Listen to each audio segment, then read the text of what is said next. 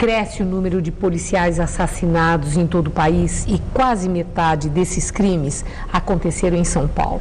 E para falar sobre essa onda de violência contra PMs, hoje recebemos o ex-secretário nacional da Segurança Pública, José Vicente da Silva Filho, que é coronel reformado da PM de São Paulo. Muito obrigada, coronel José Vicente, por estar conosco.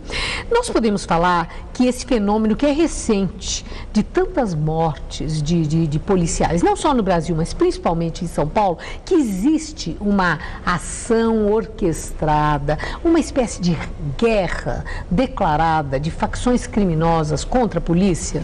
Não há nada coordenado e nenhuma guerra, na verdade, Maria Lídia. Nós tivemos uma erupção um pouco mais acima do que é normal ou esperado para ataque a policiais, mas isso se deve a um conjunto de fatores, inclusive em relação aos postos que ocorrem no país. Primeiro que, de maneira geral, os estados pagam mal seus policiais.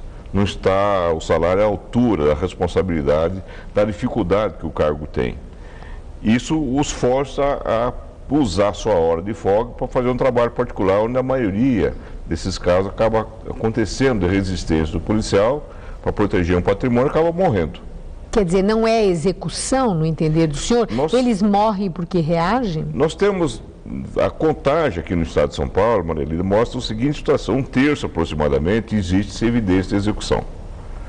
Isso está mostrando que criminosos não estão se deixando intimidar pela capacidade da polícia e da justiça de pegá-los e prendê-los. Nós temos muitos casos de alguns desses criminosos que matam policiais e 5, 6 anos depois retornam às ruas para matar outros policiais.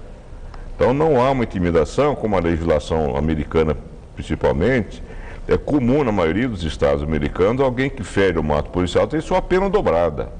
Aqui não se pode nem falar a respeito disso, que fala em privilégio a policiais. Então há uma matança muito grande. Um outro aspecto importante é que nós verificamos que muitos policiais, até porque os bandidos não estão mais se deixando intimidar, é que eles, num assalto, aproximadamente mais de 20 casos nós tivemos de assalto a policiais, que eles receiam ser descobertos pelos criminosos da condição de policiais, pela cédula de identidade ou pela arma, e acabarem sendo mortos. Eles reagem e morrem da mesma forma. Então é uma situação que precisaria ser revista pelo governo. O governo federal americano tem, por exemplo, um seguro de $300 mil para policiais que morrem em qualquer lugar, mesmo não sendo federal, dentro do país.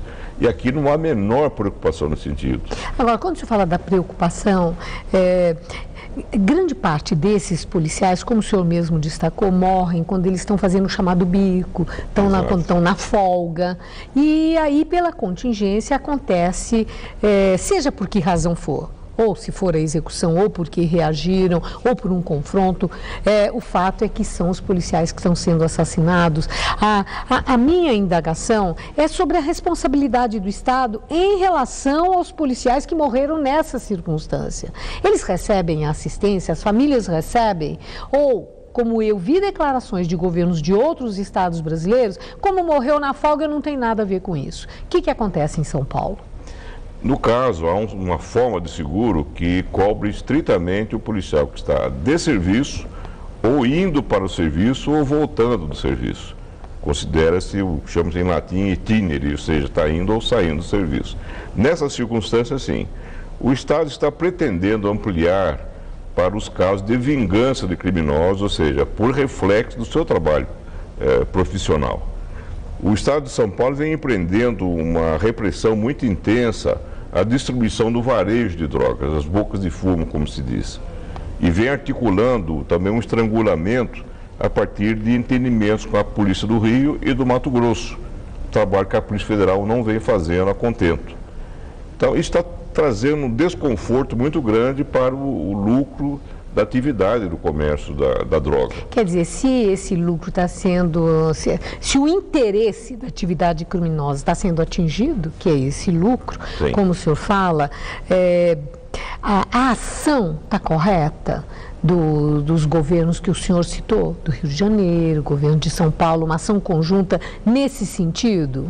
É porque o governo federal está sendo contraproducente, porque aí tem a represália e a morte dos PMs. Mas a polícia nunca pode se deixar intimidar, Maria Lida. Ela é a única estrutura de proteção da sociedade.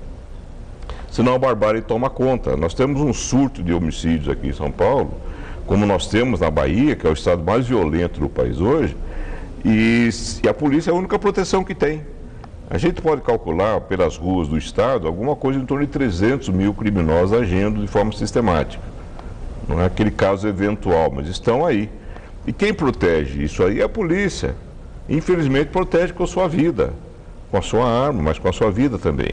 Então esse profissional está sendo, apesar do estado de São Paulo dar seguro, dar arma para ele, dar o uniforme, dar condições de trabalho melhor até do que a maioria dos estados, não é suficiente pelo que nós estamos vendo.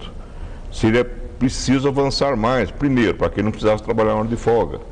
Certo. E segundo, que o seguro, pelo menos, pudesse alcançar um pouco mais além aqueles que morreram de folga, mas por causa da sua condição. Tem significado o fato de mais PMs estarem sendo assassinados do que policiais civis?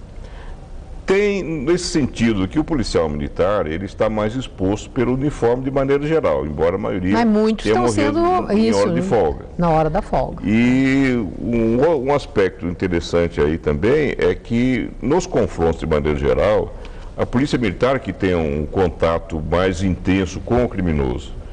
Para se ter uma ideia, Maria Lisa, no estado de São Paulo, ano passado, a PM prendeu 120 mil criminosos.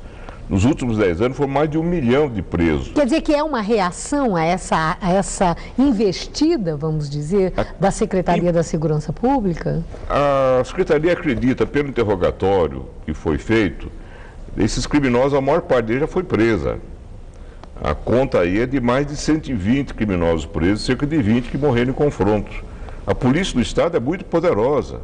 Então, até os bandidos perceberem que não vale a pena, infelizmente a gente vai ter mais um período, talvez mais um mês, para eles perceberem que não vale a pena cutucar essa onça brava com vara curta, que é a polícia de São Paulo. Agora, a polícia de São Paulo tem condições para o enfrentamento disso que, se não é uma guerra, já adquire alguns contornos de uma ação planejada e organizada com uma finalidade, que é essa que nós vemos aqui, pelo número de mortes dos policiais. Ou a polícia precisaria de um suporte, seja de Forças Armadas ou do governo federal para uma ação conjunta? O governo federal não tem nada para oferecer, Maria Lisa. Não tem mesmo? Nada. A única coisa que ele pode oferecer seria o vagas dos presídios federais para alguns líderes criminosos. Nem recursos? O dinheiro, mas São Paulo há anos vem pedindo recursos, principalmente pelo seu sistema de inteligência. Não é pedindo dinheiro, está pedindo recursos para apoiar projetos detalhados que estão sendo colocados. Mas o governo federal contingenciou verba, então não deu. Então diz que ali não é Casa da Moeda. Não é Casa da Moeda. É. O que mais que ele tem para oferecer? Inteligência é informação. Eles não têm mais informação que a Polícia de São Paulo. Se eles têm o que oferecer, por que não oferece para a Bahia, que é um estado em piores condições que São Paulo? E agora, para encerrar, sobre Forças Armadas, o Rio de Janeiro, num certo momento, pediu o suporte das Forças Armadas para o combate à violência. O senhor acha que isso é necessário em São Paulo? Não, porque São Paulo não tem um problema que o Rio tem, que são territórios dominados por traficantes ou milícias. Hoje são quase 200 comunidades dominadas por milícias e traficantes ainda, em que a polícia não consegue entrar com uma viatura, uma patrulha com 2 policiais. São Paulo gosta, a polícia aqui se orgulha de dizer que aqui nós entramos em qualquer lugar e não tem nenhum bandido famoso solto. Os famosos estão presos. Muito obrigada, coronel. Uma boa noite. Boa noite, Ana.